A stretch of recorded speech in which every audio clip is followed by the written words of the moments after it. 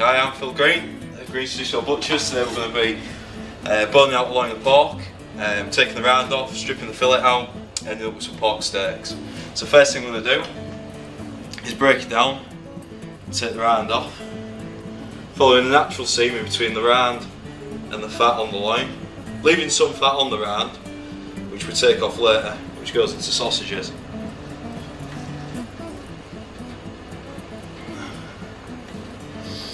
So follow it all down, straight down the loin, try not to cut into the meat as best as possible. Change knives to a round-ended knife, which is a bit different from a boning knife, which prevents it going into the meat a little bit better. I adapted a boning knife myself to get the round-ended. Following the natural seam on the end, all the way down, straight down to the bottom.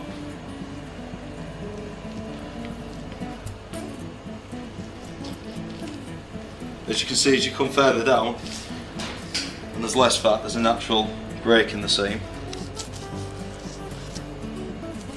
Just keep going all the way down to the spine, which I'll show you in a second.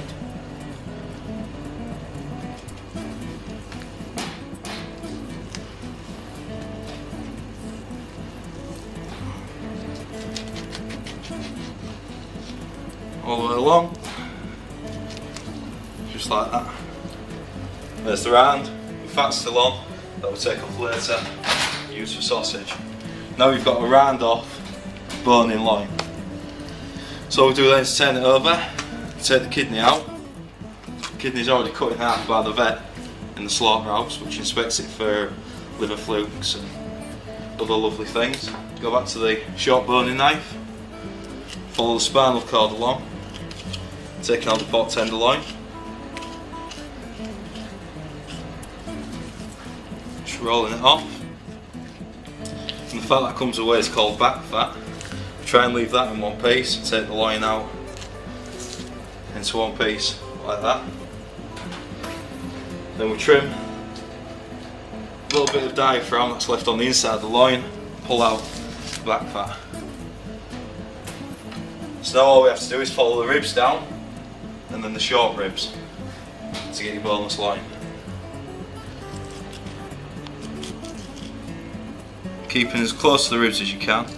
You can either take them out individually and go in between the ribs to take out the intercostal muscle and keep that on the loin, or you can sheet them out like I'm doing here, which is quicker, but then you have to go back later on and take the muscle out to use as trim for sausage.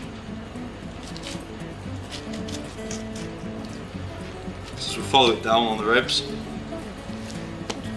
separating as you go, keeping it nice and clean.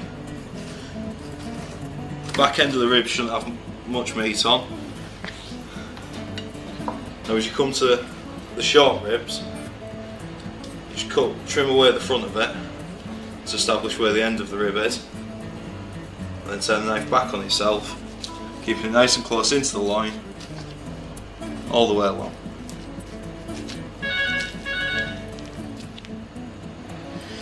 So as we continue following the ribs along, you hit the back end of the vertebrae. So just pull this away and I'll show you as we go down. You have to go in and out, kind of weave a little bit. This is the chain on the loin, which is different to the chain of the fillet. You see the chain there where you have the knuckles coming out off each vertebrae. You just have to cut in between them and follow it along. Well, some lads will keep it on the bone, but it's always better to keep it on the loin because it's good meat. Come right to the end, follow it along, and we'll go straight back down just to finish it off. Now some loins may have slight damage on them from when they've been slaughtered and carried in the slaughterhouse. As you can see, that one has slightly just on the end, but don't worry about that. Going back to what I was saying before, you come back to your ribs later on, you can take this muscle out, use it for sausage. You can cut the spine off and use that as a rack of ribs. Going back to the loin, show you how to cut two different types of steak from the loin. One's normal pork loin steak, and the other is called a Valentine's steak.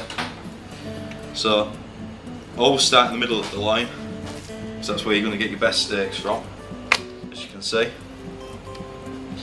Now first of all, the normal pork loin steak is sold in the counter. For a Valentine's steak, exactly the same again, but you cut halfway through, pull your knife out, go through it all the way again, and then open it out next to it. That's your Valentine's steak with your heart shape. Greetings to Butchers Week in March. My name's Phil Green, thanks for watching.